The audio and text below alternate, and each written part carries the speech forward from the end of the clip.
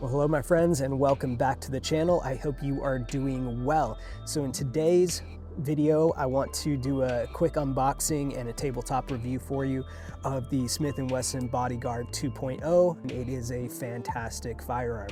I did not get paid to say that from Smith Wesson. I have no affiliation with them, and I did purchase this firearm with my own money, mainly for summer carry.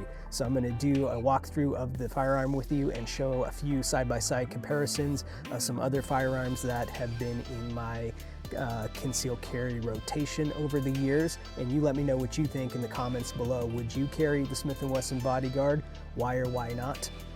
And also, if you are liking this content, please go ahead and subscribe, drop a like and a comment. Let us know what other videos you'd like to see more of. Right now we're doing a combination of gear reviews, firearm content, some range time, and we'll be dropping some geopolitical opinion pieces here and there as things come up in the world that interest me and may interest you.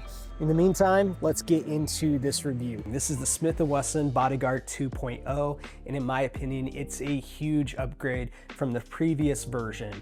If any of you have ever shot the original Smith Wesson Bodyguard, you will know that that was not a fun pistol to shoot. It obviously served its purpose as a pocket carry pistol that was very reliable, and it did its job.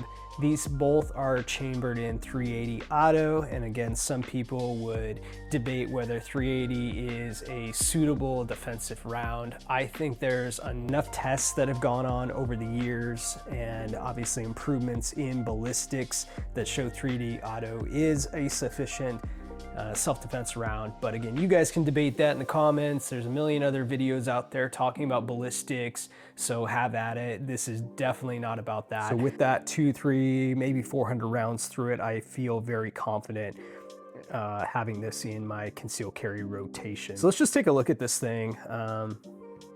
Of course, it comes in the box, you know, nothing fancy from Smith & Wesson here, but for the price point, I guess you can't really expect too much more. Range bag might be nice, but hey, you know, they give you the, you know, cardboard box, nothing fancy, everything you would expect in it. There's a lock in here, I think. Yeah, there's a lock, comes with its paperwork. I mean, seriously, nothing fancy. So thanks, Smith, for the box. And then it comes with one 10-round magazine, and of course the extended 12-round magazine, which I think is just amazing. It's incredible how a lot of these small guns these days, they're able to pack in that many rounds. I mean, way back in the day, the first Shield that came out, I remember that thing had, I don't know, was it 6 rounds? Maybe it was a little bit more than that. It's been a long time since I shot a Shield, and of course they just dropped the Smith & Wesson Shield X, I think it's called. I've been seeing a lot of reviews coming out, and basically now it looks like the little bit bigger version or bigger brother of the Bodyguard. So same overall concept. So taking a look at it from the top here, so it has these high-vis sights on it with a blacked out serrated rear sight. I think you guys can see that there. And it does have a tritium vial in the front, so if you need to pick that up at nighttime. Let's see if that will focus on that. Yeah, so really nice setup there. And of course the slide serrations are just excellent. Like, you can really get a good grip on that. The day I took it out, or the couple days I took it out, it was pretty hot over the summer, and between the serrations that you could really work, and then Smith & Wesson's always been known for their grip texture. This one's not quite as aggressive as like the full-size M&P, but it still is very tacky in hand, and I like that they came up high here and it kind of wraps all the way around, so it gives you a really nice purchase on the firearm. And they have a couple spots here for your index finger or for your thumb, so kind of a thumb ledge right there, which is again a nice added feature. They didn't really need to do that, but given the fact that it is such a small pistol, it's nice to have somewhere for your finger to kind of rest on either side. So I thought that was really well done there. and working on down the trigger, man, they really figured it out. I remember back in the day, Smith & Wesson just, man, their triggers were rough. They were really rough, but this one, and there's a kind of definitive wall right there, and then a break. Reset. It's not a super snappy or strong reset like you might get in like a Glock. So kind of, it's a little bit softer, but it's really not bad. And when you're shooting it, I mean, it's right there. It's a pretty light trigger too. So I don't know what it's coming in at, probably 5-6 pounds, maybe something like that. But compared to the original, which was probably like a 12-pound trigger, I mean, this is pretty dang good. And then magazine release, it's kind of extended there. It's got a little bit of texture on it. Feels really good. And what I love it too is the magazines are super positive. Like when you insert that and then release, I mean, you see that spring just pops that thing out, which is awesome. So you're not gonna have to worry about, you know, trying to drop the mag, which again, with something this small, sometimes like the magazine can kind of hang up right in this area, like on your palm. But with this one, I mean, it just drops free really well.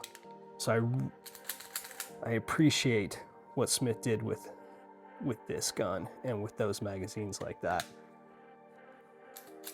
All right, so like any good gun review, I guess I should try to find a few cons of this pistol.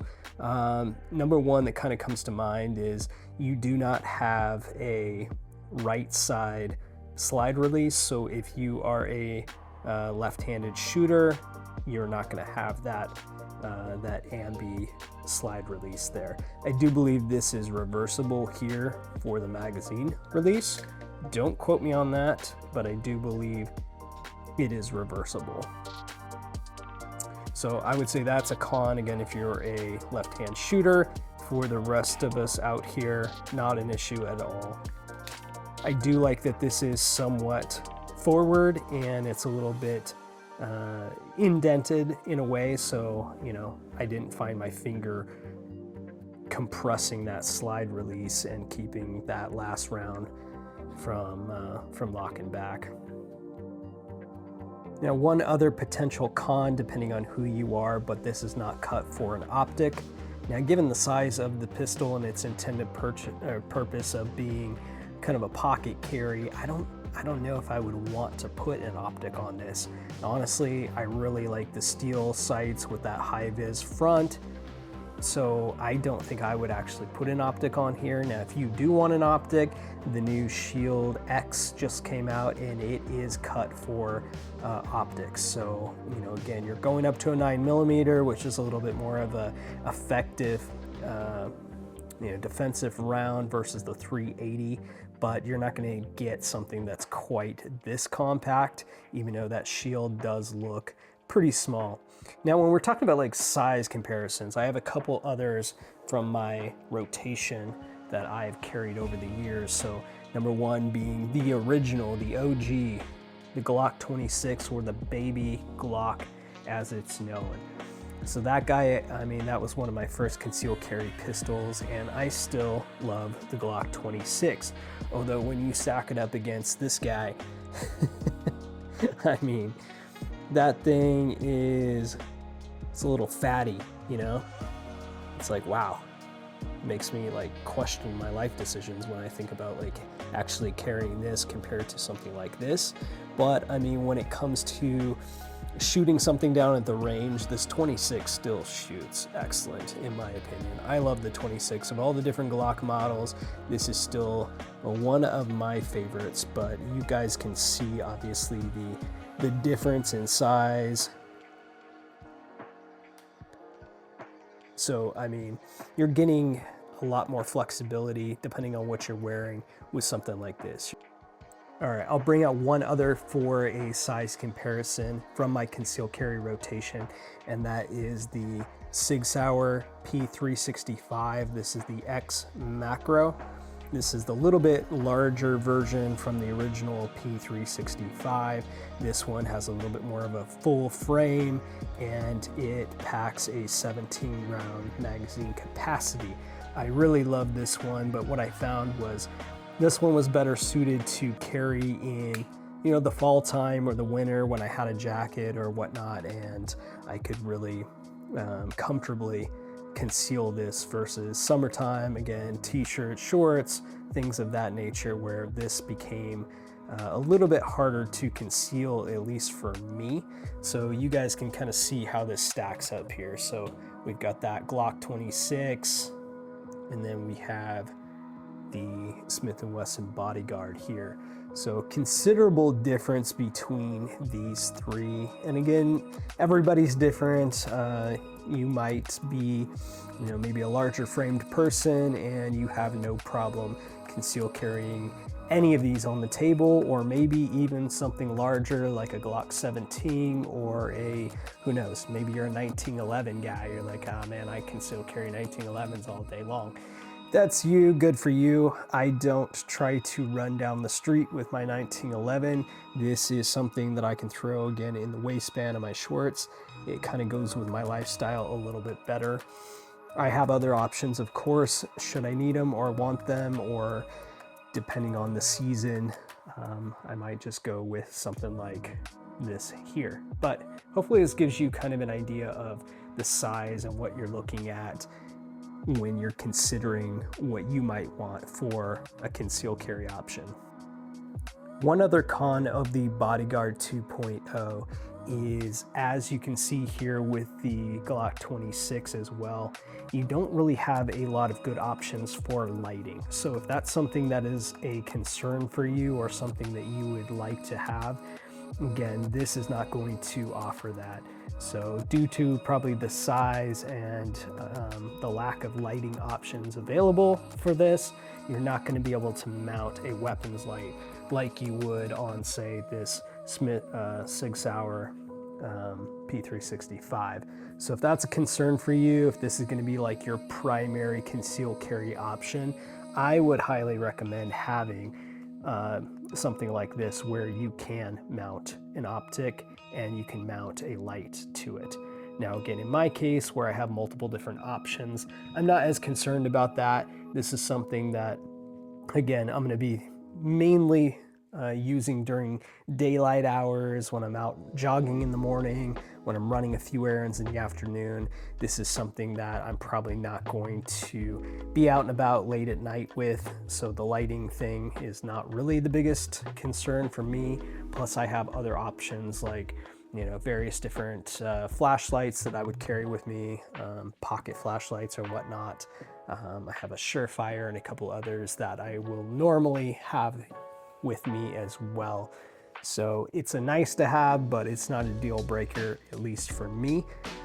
But one more thing to consider, and again, I would still put that in the cons list just because it doesn't give you maximum flexibility if that's something you're looking for. And overall, again, if you are looking to put an optic on something, this is probably not your pistol. If you want to put a light on it, again, probably not your pistol. If I was going to recommend one specific firearm, I would recommend something that has more modularity. And of course, if you're looking for maximum flexibility, I would look into something like the SIG, for instance, because of that fire control unit, which is the serialized part of the gun. That is what is considered the firearm. But you can buy aftermarket grip modules and then drop your FCU in it. And then if you need something smaller, which many of us do, you can get something like this from Wilson Combat. And of course, you can kind of see the size difference there, right? So a little bit shorter, this will take a 10 round magazine. You can go on up to this one here, which would take a 15 rounder, and then up to the full size, which takes the 17. And I believe there's even some 21 round magazines available from Sig Sauer now for their new Fuse model. So again, a lot of things to consider when you're looking at conceal carry and what's right for you. But again, I have a few different options available to me, and this one here for the Bodyguard, this was a no-brainer when it comes to, again, summer carry and just having something available for really deep cover that I can shoot well. And that's another thing. This thing is so shootable. So anyways, I hope that gives you some things to think about, showing you a few different options, not telling you what to buy, just giving you some things to think about and share my experience with the Smith Wesson Bodyguard up to date. It's been excellent. I think this is a really fantastic deep cover, deep concealable option from Smith & Wesson, and it shoots really, really well. Again, for its size, for its weight, and for its intended purpose, I would put this up against even larger firearms. So go check that out. If you're looking for something a little bit larger maybe than this and has a few other options, check out that Smith & Wesson Shield X if you want something with an optic, and I do believe that you can add a light to that as well. All right, my friends, that's a wrap. I hope you got something out of this video. Let me know what you liked or didn't like about the Smith & Wesson Bodyguard, if you would carry that, or if you're leaning more towards maybe the Smith & Wesson Shield X or another platform that's worked really well for you. Apologies, there was no range footage in this particular video. I was not recording the couple times I took it out over the summer. Let me know if that's something you want to see, and I will be sure to grab some footage the next time I'm at the range with the Bodyguard. Until next time, thanks for watching, and consider subscribing if you're getting anything out of this content. All right, my friends, be well.